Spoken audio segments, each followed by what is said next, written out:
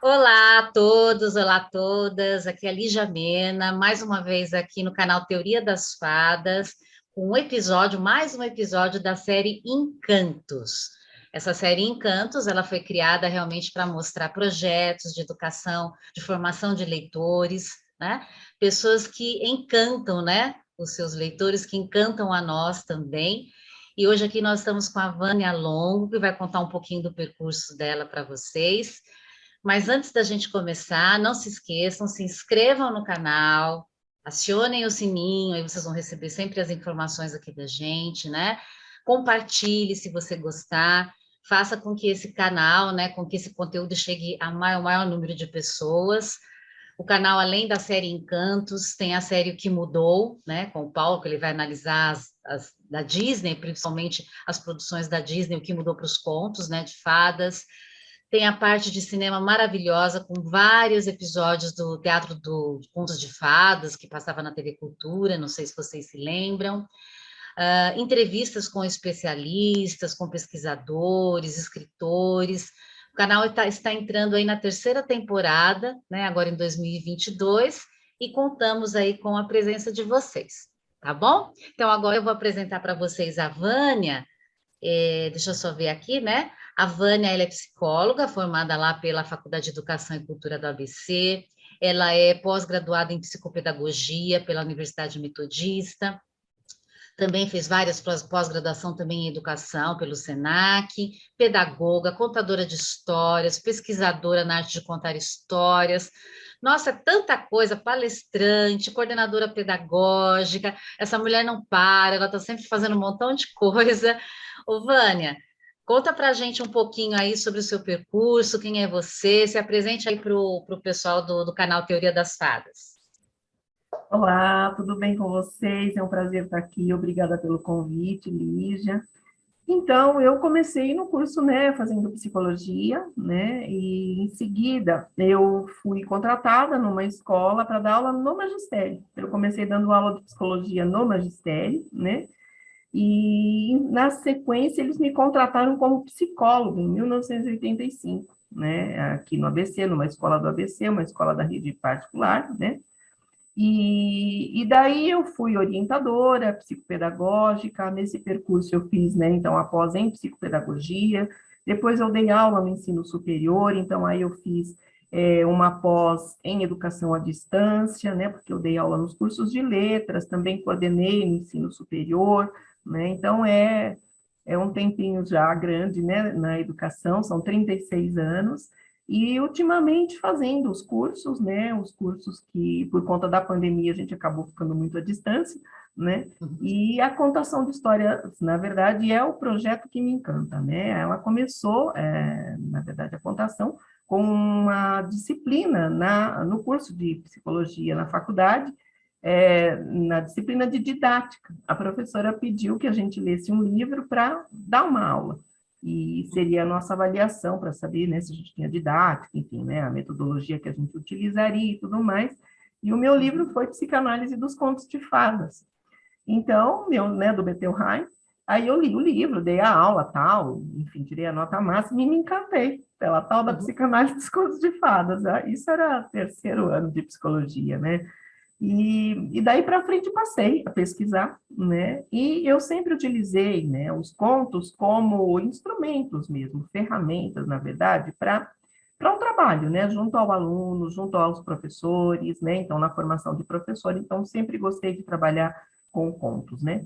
E aí eu trabalhava no início como psicóloga na escola com adolescentes. Então era fácil, né? Era uma linguagem direta, em sala de aula, bastante projeto, muita troca de ideia e tal. De repente, a escola me destinou para o Fundamental 1. Falei, meu Deus, o que eu vou fazer com essas Nossa. criancinhas, né?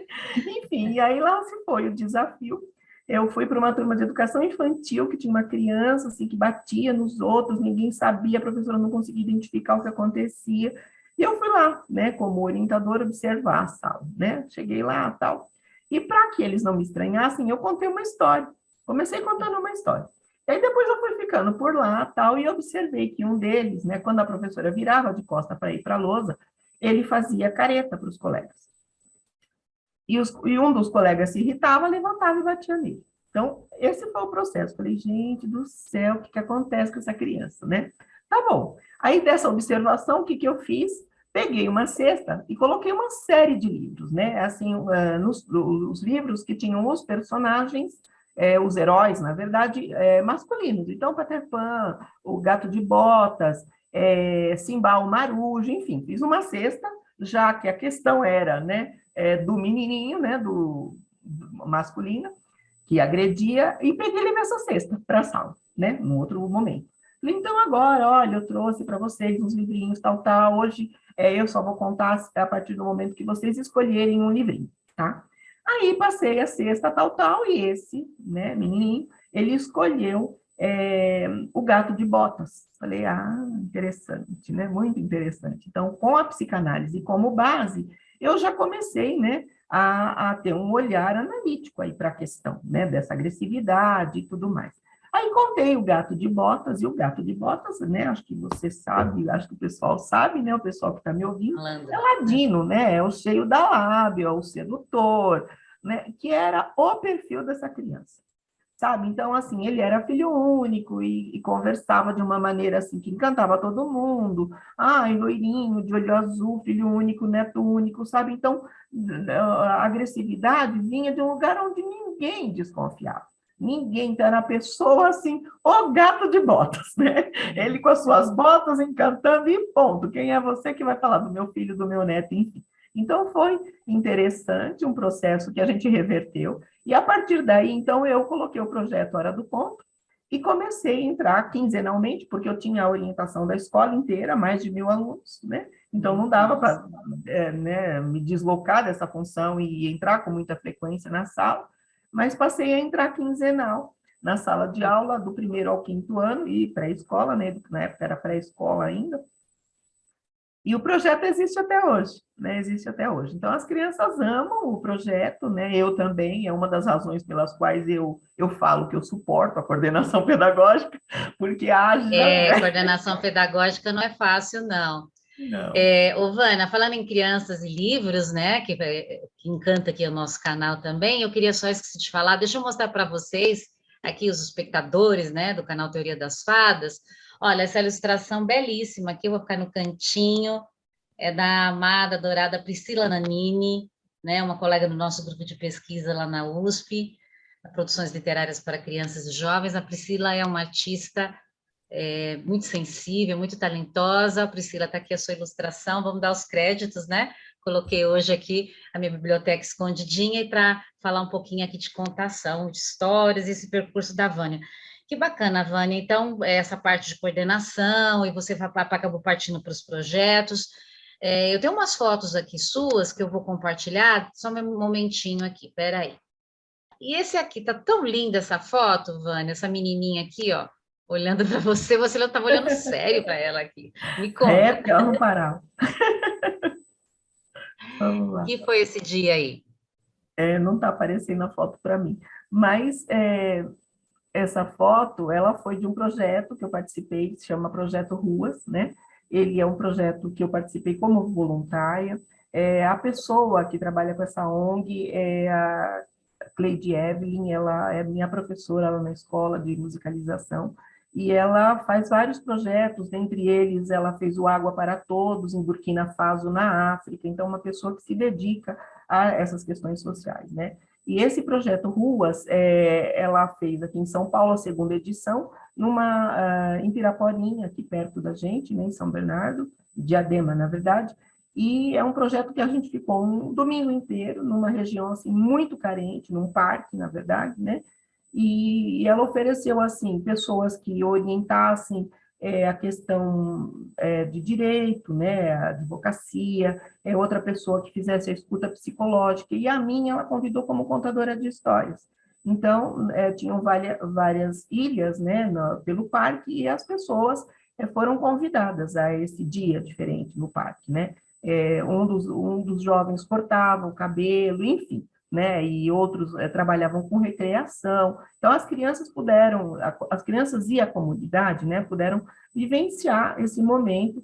E aí, para mim, foi extremamente especial, porque essa criança que está aí na minha frente, ela se prostrou na minha frente, ela levantou lá da roda e ficou me olhando, ficou me encarando, assim, e eu falando, eu contando, eu sou, né, descendente de italiano, vou falando com as mãos, e ela foi chegando perto, muito perto de mim, né, e a gente com medo, inclusive, dessa coisa do Covid, eu falava assim, Larissa, era Larissa o nome dela, Larissa, vai sentar, e né, eu fazia as caras, e ela continuava, aí ela ficava me imitando, ela ficava com as mãozinhas assim, ó, né? Gente, um sonho, um sonho.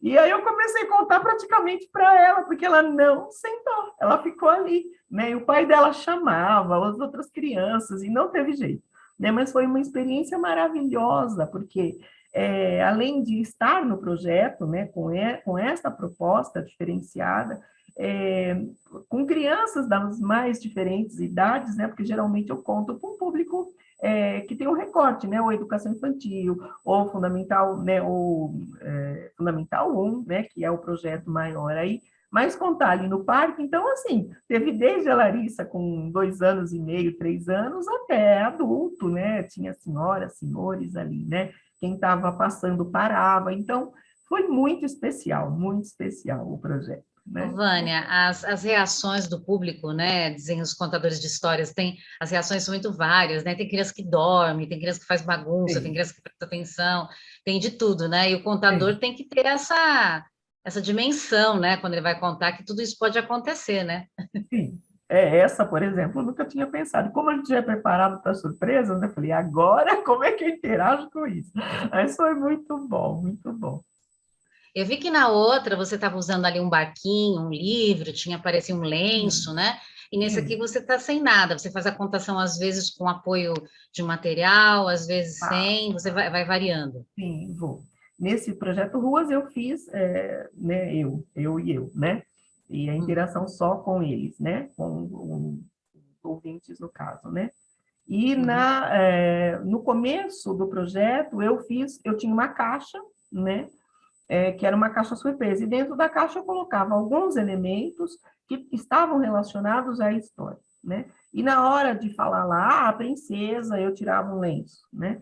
E eles uhum. ficavam esperando esse momento. Então, foi útil até um determinado ponto, mas tirava o foco da questão da narração em si, né? Porque a contação de histórias é uma narrativa oral, né? Não que o objeto ele diminua o trabalho, ele é um suporte, né? Mas eu não queria dar esse caráter, né? Porque eu fiz vários cursos de formação, né? No caso de arte de contar história, o meu grande mestre é o Juliano Tcherno, fiz muitos cursos com o Juliano e, logicamente, li o narrador, né? Do Benjamin, do Walter Benjamin. Então, a proposta era narrar, não era usar os objetos, até porque num determinado momento eu contava com eles todos sentados no chão, como você viu nessa foto aí, que é a educação infantil. Então, aí eu usei objetos não, a gente fala assim, não estruturados. Então, era um lenço representando uma princesa, enfim, né, objetos não óbvios, né? Mas eu tive uma situação de eu, né, trazer a caixa, eles sentavam todos perto de mim, então eles disputavam para sentar ao meu lado por conta de estar perto da caixa, né? E numa dessas Tirava o foco. situações, uma das crianças veio correndo, tropeçou e bateu a boca na mesa e quebrou o dente. Hum. Falei, não, né? Hora de parar, não preciso desse recorte, né? Então aí eu mudei toda a proposta. Mas é um dos recursos, sim, que no curso de Tem pós, né? os que fazem, inclusive, com uma performance até de se fantasiar e tudo, né? Mas aí veio o Sim, teatro, né? Lógico, tem sim, uma relação profunda aí, né? Mas sim, eu acho que fazer com que eles prestem atenção na narração, que é algo mais raro, né? Porque sim. você tem aí todo um trabalho.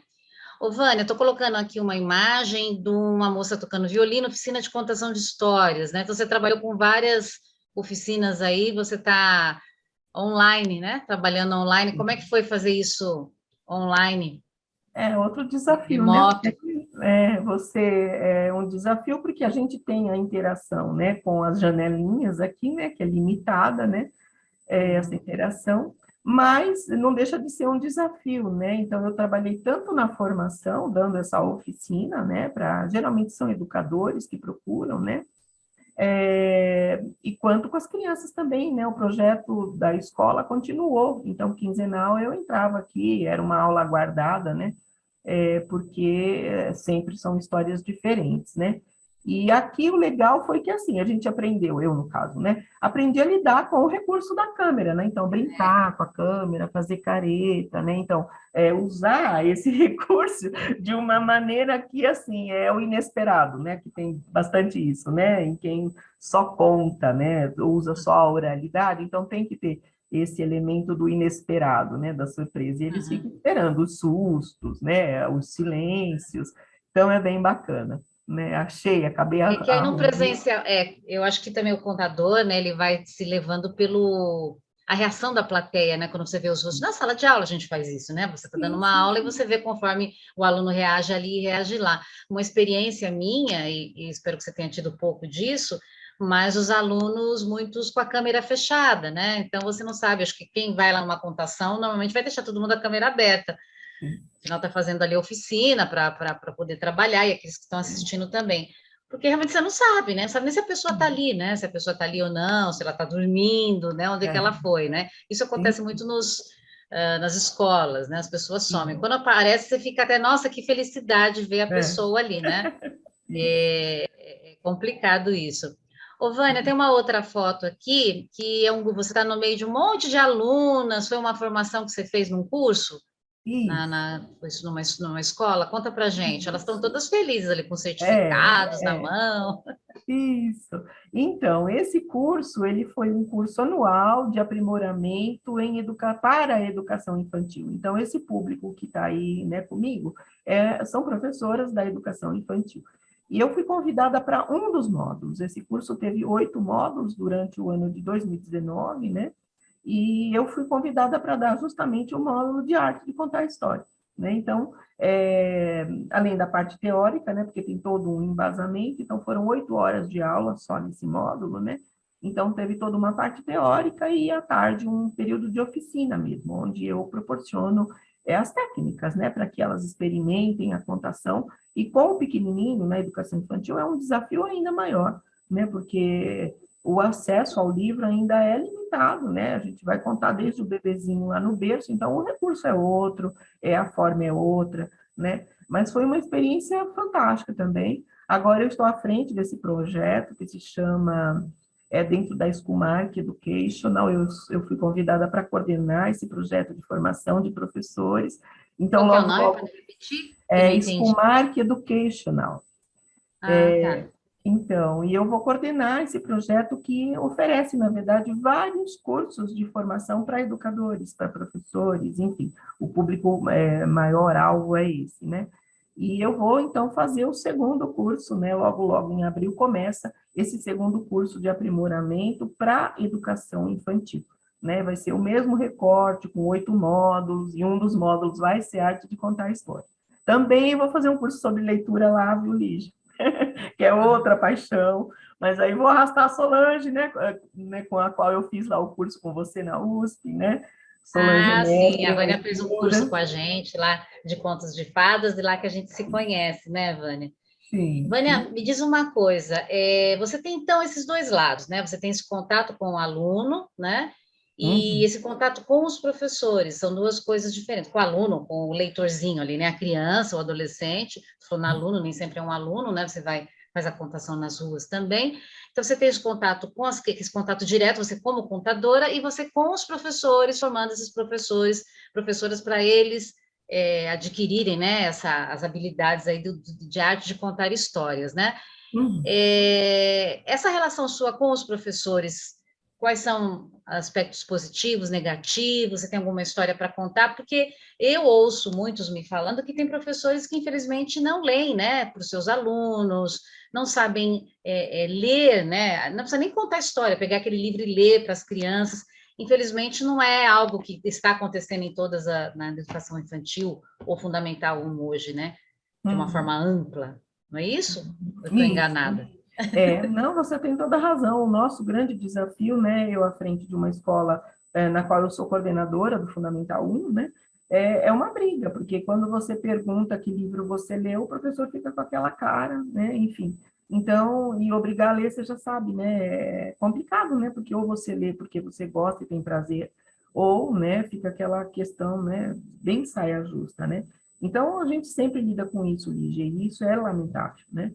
E é uma das coisas que eu insisto muito. Ano passado eu fiz dentro da proposta do Fundamental 1, eu destaquei duas meninas que não tinham nada a ver com a formação em pedagogia. Uma é pedagoga, né, mas ela está na minha equipe de gestão.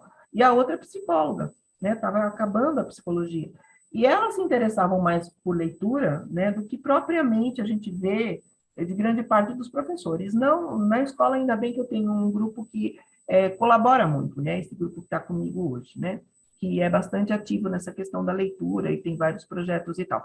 Mas eu destaquei essas meninas para fazer o trabalho mais sistemático ainda. Eu coloquei uma disciplina chamada Vivenciando a Leitura. Desculpa. Então, nessa vivência, né, a Solange até deu um suporte grande para esse trabalho, né? E ela preparou as meninas, na verdade, para ler com as crianças. Nossa, eles amaram. Na colação do quinto ano, eles Deixa eu interromper um falaram pouquinho assim, aqui deixa eu interromper o compartilhamento, e aí você fica com o rosto cheio. Então, aí tá, eles lê, senão fica a gente fica pequenininho e só a telona mostrando, né? Então, vê isso. você. E aí você fez esse trabalho com a Solange. A Solange é professora na escola também com você? Não, a Solange, ela está coordenando uma escola pública, né, em Ah, Diadema, também coordenando o Fundamental 1. Mas a Solange já dirigiu por 8 anos, escola, enfim. A gente vem de uma carreira muito parecida, nós somos amigas desde lá o começo de carreira, né? Então, Solange também está prestes a se aposentar, enfim, e ama leitura, o mestrado foi, né, também leitura, pegou um poema do Arnaldo Antunes, é maravilhoso. E ela foi lá dar uma palestra para mim esses dias na formação, né? E a Solange deu suporte para essas duas meninas, e, na verdade, assim, nós escolhemos livros a partir do interesse das crianças, e as meninas liam com eles. Começava lendo, e na semana seguinte, então, elas se revezavam, né? Uma semana era uma, na outra semana era outra, e elas se revezavam, e só que elas liam um trecho com eles e perguntava. Então, era uma leitura vivenciada mesmo, né? Perguntava o que vocês acham que vai acontecer com esse personagem? Ah, e pegou lá a Ilha Perdida, né? Ou a coleção, aquela coleção nova, né? Vagalume, agora fizeram uma Isso, nova versão, isso. né? Quinto ano, amor de paixão. Então, assim, o que vai acontecer com a turma, né? E a turma do bairro lá, né? E eles amaram, então elas liam um capítulo, o início de um capítulo e dava mais 3 para eles lerem, eles liam tudo, sabe? Então, assim, gente que nunca leu, a mãe dando depoimento, o que, que vocês fizeram com essa criatura que ele está lendo? Então, assim, sabe, Lígia, é um depoimento importante de se fazer, porque, primeiro, difícil, né, que o interesse pela leitura, parte do adulto, o adulto é um exemplo importante, que nem sempre a gente tem, isso como exemplo. Então, eu entro com contação de história, então é uma frente do trabalho com a leitura, tem esse projeto, né, a leitura vivenciada, além de todos os projetos que eu falo para as professoras, elas devem abrir com leitura. Então, tem essa abertura que a professora lê, tem o levar pela escola, eu falo sempre, você estando pendurada na árvore com o livro, para mim, não precisa nem dizer o que está acontecendo, eu vou amar, porque todo o espaço da escola é espaço de aprendizagem, né? E a gente está lendo um mundo, né? Então, se a criança tem essa oportunidade, por que não aproveitar? Então, trabalho muito com a mediação de leitura, falando para professora, para as professoras, né, do grupo, que tem essa liberdade, né, desse contato com o livro de uma forma prazerosa, né? Então, é um desafio, e por isso eu insisto, né, porque nem todo mundo está preparado, nem todo mundo gosta, tem aquela coisa da facilidade, então você tem o livro na sala, a tal da biblioteca ambulante, né, que o professor não se prepara, então ele cata o primeiro livro lá e lê. Então, quando faz o curso, essas oficinas, né, de arte de contar a história, ele entende a importância do escolher, da intencionalidade, né? Então, aí dá um outro tom para essa coisa da leitura e do quanto isso é sério, né? Não é assim, Sim, pega um livro sim, ali, sim, né? sim, sim.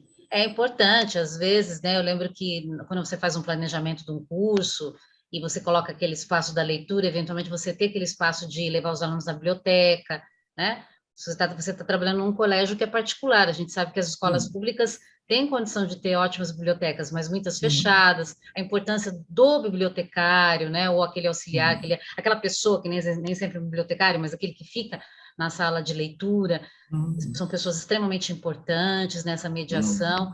E a gente imaginar esses 2 anos dessas crianças fora da escola, né? Nossa. Depois você vê aí na nossa série Encantos, pessoal, vocês podem ver, tem depoimentos aí, por exemplo, da professora Daisy, que ela teve que contar uma história pelo WhatsApp. Ela fez a história, gravou partes do capítulo para mandar para os alunos do ensino médio. Né? Como é que eles iriam ler o livro? Não tinha um livro, não tinha nada, ela foi contando a história e mandando para o WhatsApp, uma escola pública, né, na região ali de Barueri. Então, o professor tem que, né, inventar muitas coisas, mas se ele tem isso como um amor, como um objetivo, e ver, né, não é o que você fez na aula hoje? Já não fiz nada, fiquei lendo. Não, a leitura faz parte dessa captação de conteúdos, né, de aprimoramento para a vida. A leitura é extremamente importante. E assim, eu vejo na contação, Vânia, tem essas questões, né? Esse conjunto da contação. Acho que você deve ter tido essa experiência, já tive com uma sobrinha neta minha, você vai contar a história, ela quer contar a história, na verdade, tem criança que eles que querem contar, não querem que você conte, né? Tem isso que é curioso, e até eles poderem ler por eles mesmos, né? E continuar também, não é porque a criança sabe ler que você não vai parar de contar história, né? E as pessoas gostam de escutar histórias, né? Fofoca. Ai, vou te contar uma coisa. A pessoa já fica assim, o quê? O que você vai me contar? Né? Faz parte do ser humano, né? Gostar de ouvir e contar histórias, né? Eu acho que esse é um trabalho muito... E esses desafios, porque é importante a gente passar aqui para o pessoal, né, que está assistindo, e para a gente ter essa... Que nem tudo, né? São flores, né? Muitos desafios aí, muita resistência, inclusive, às vezes até das famílias, né?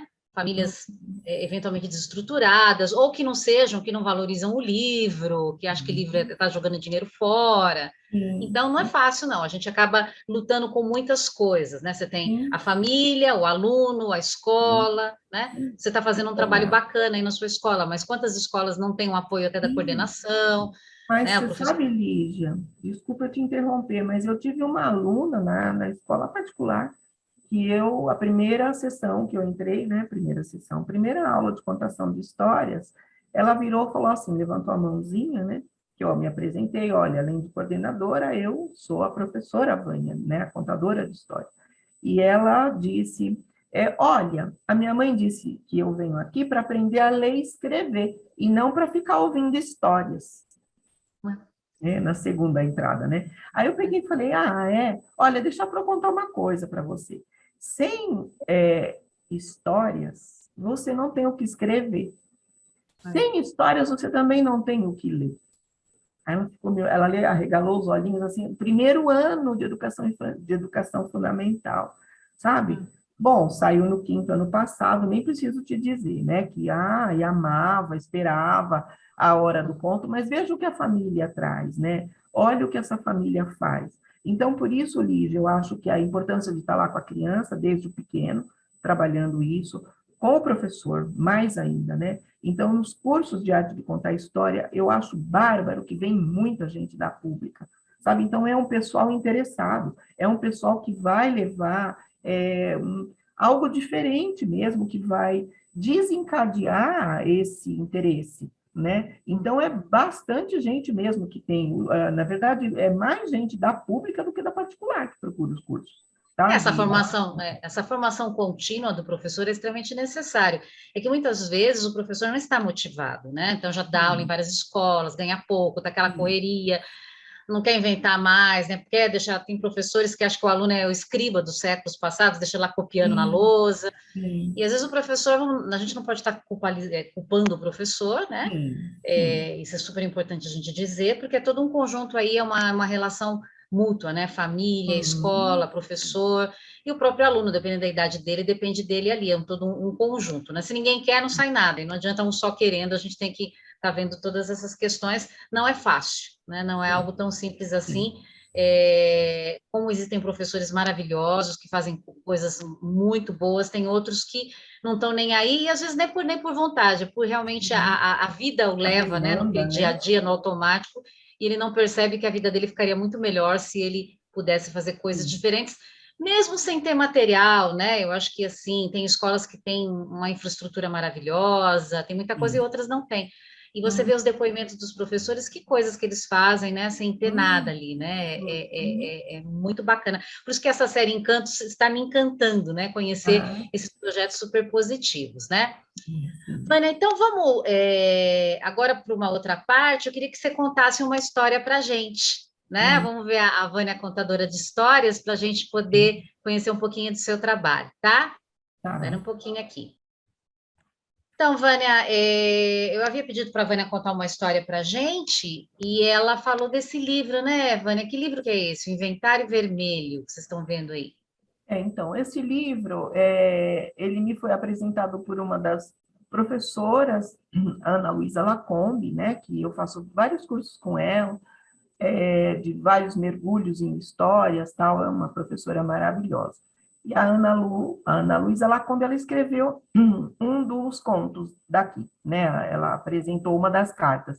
Então, na verdade, assim, é uma coletânea de cartas escrita por pessoas que, de alguma maneira, sofreram abuso ou violência doméstica, e essas pessoas remeteram essas cartas para pesquisadoras, escritoras, narradoras de história.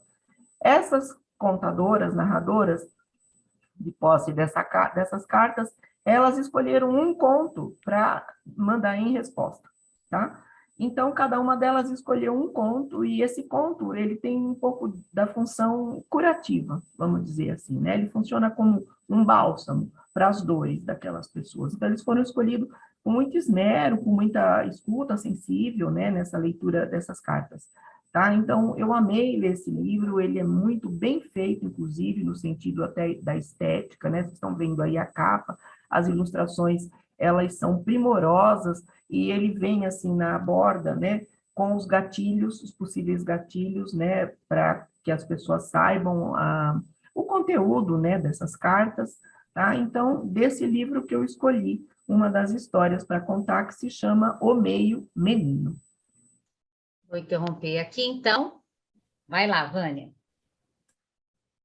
Num lugar muito longe daqui, no tempo que ainda não havia tempo, havia uma rainha que queria muito ter um filho, e ela não conseguia.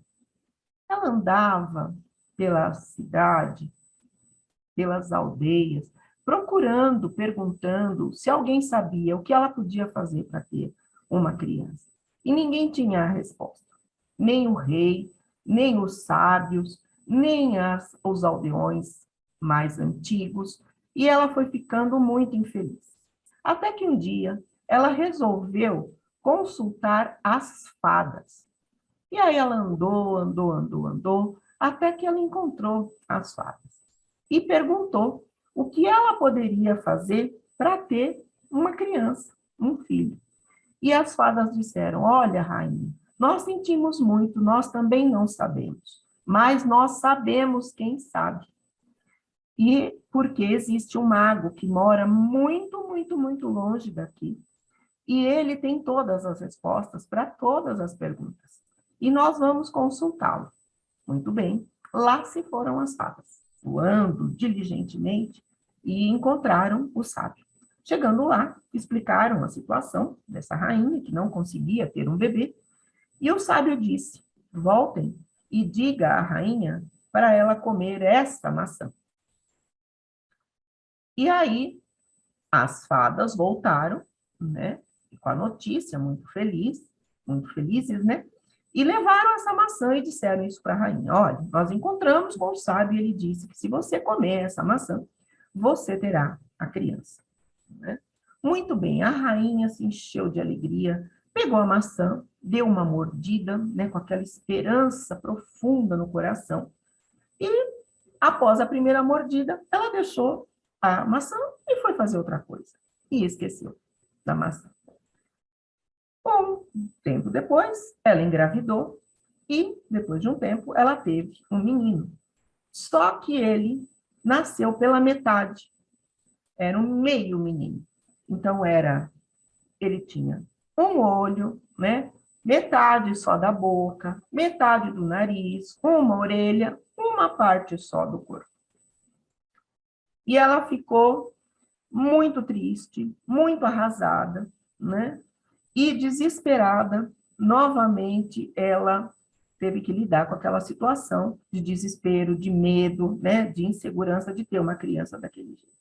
Mas o menino foi crescendo e ele se mostrou, né, um menino muito valente, muito forte, muito, né, gentil e triste, porque ele era um meio menino. Por mais que ele fizesse, ele não conseguiria mudar essa situação.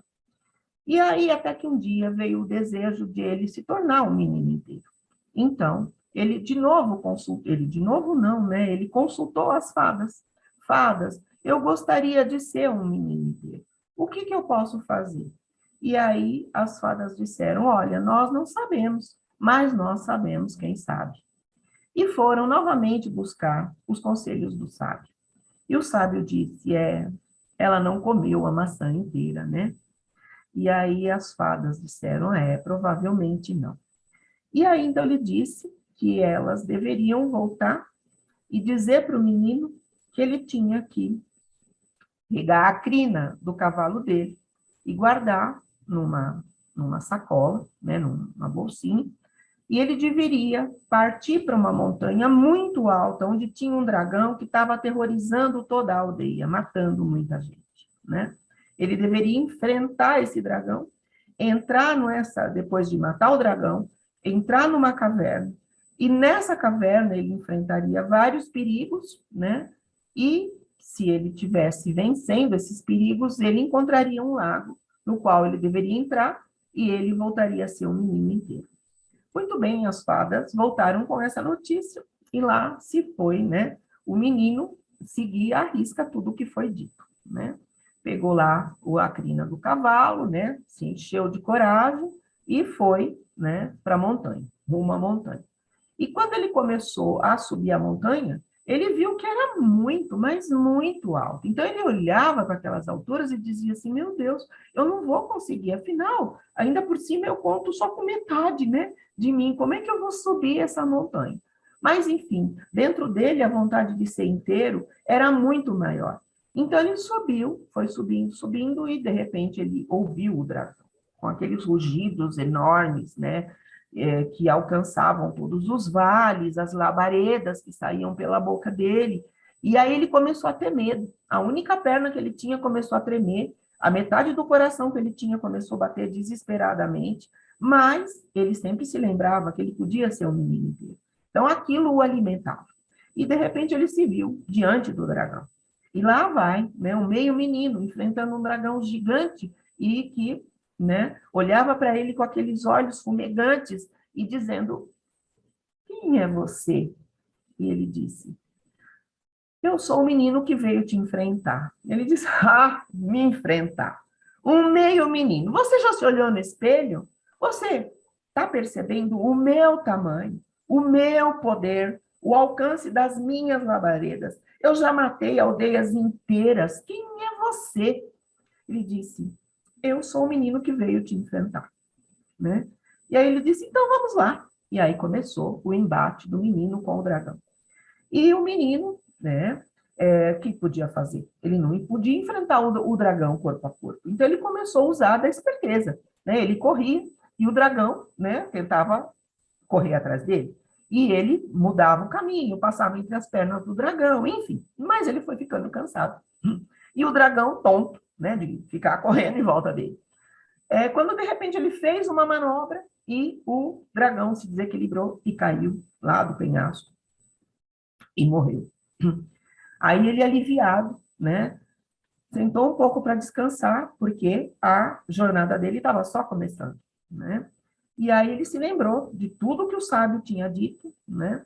E se encheu de coragem novamente, com aquele pensamento firme de que ele voltaria a ser um menino inteiro, né? Ele entrou na caverna. Entrou na caverna. E na medida que ele ia avançando, a caverna ficando cada vez mais escura. E ele começou a escutar vozes, grunhidos, umas vozes ininteligíveis, uma coisa assim medonha, medonha. E o sábio tinha dito, tinha feito a recomendação, que ele não deveria dar ouvido para o que as vozes diziam. E realmente, as vozes o desencorajavam, né? O ameaçavam, que ele não ia sair dali vivo, que elas eram muito mais poderosas que ele, enfim.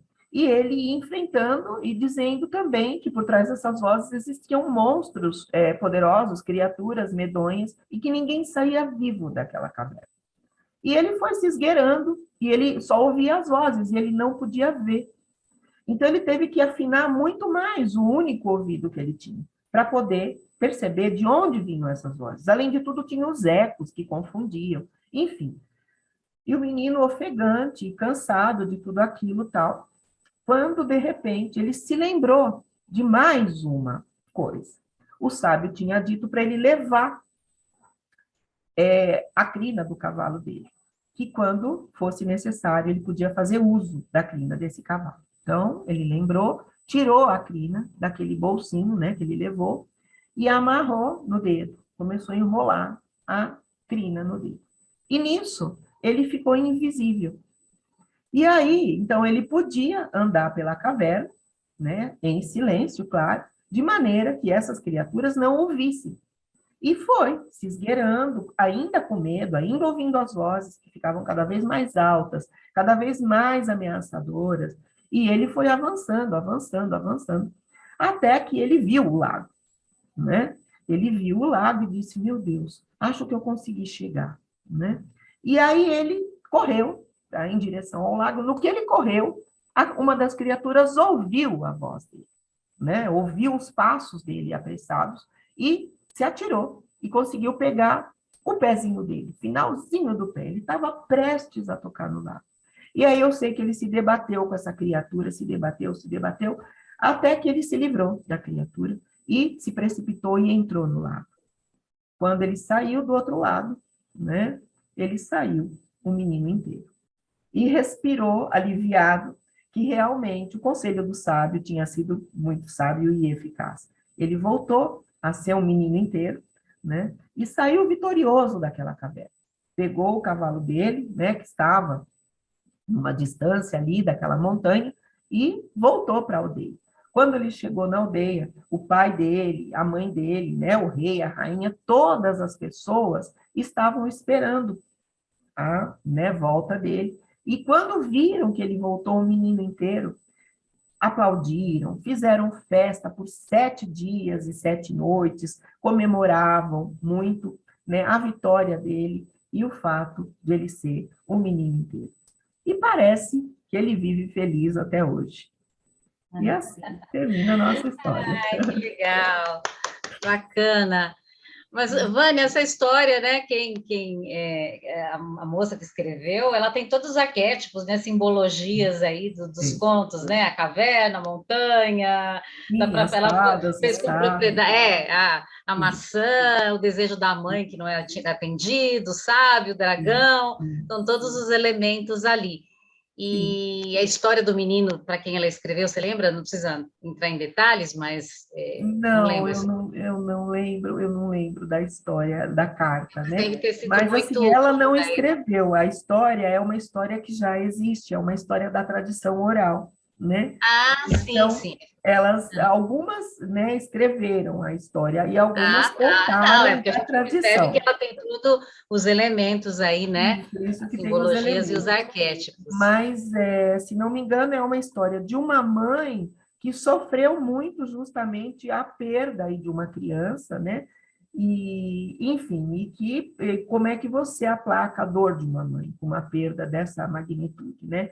Então, ela mandou essa história aí. O livro, a história, logicamente, né, Lígia? Ela tem o nome do menino, ele chama Nin, depois, a hora que ele vira um menino inteiro, ele tem outro nome. Então, tem, logicamente, outros detalhes, né, que na escrita ela é mais completa, né? E na oralidade a gente vai, né, subtraindo Sim, coisas e sim. incluindo Aí, dependendo outras, do tá? público, você vai Sim, adaptando também.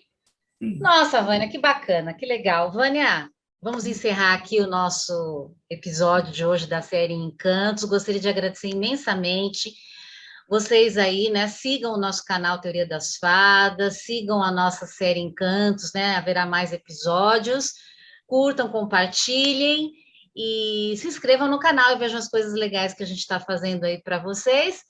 A última palavra é sua, Vânia, muito obrigada. Pode se despedir das pessoas. Eu que agradeço, Lígia, é um prazer muito grande compartilhar, né, a minha trajetória, o meu conhecimento, né, o canal é maravilhoso, gente, sigam sim o canal. Eu já assisti todos os filmes, tá, Lígia? Vou além das palestras, né, que agora eu não consigo ver, né, enquanto elas acontecem ao vivo, né, mas eu vejo gravado, fabulosas, né, palestra com o Jaroche, palestra com as pessoas o Jaroche das Mil e Uma Noites, né? O Isso, tradutor foi. das Mil e Uma Noites, enfim, autores renomados, pesquisadores, é fantástico o canal. Eu agradeço demais o convite e de fazer parte, né, desse projeto maravilhoso seu e do Paulinho, tá bom? Gente, até a próxima. Tchau, tchau, obrigada.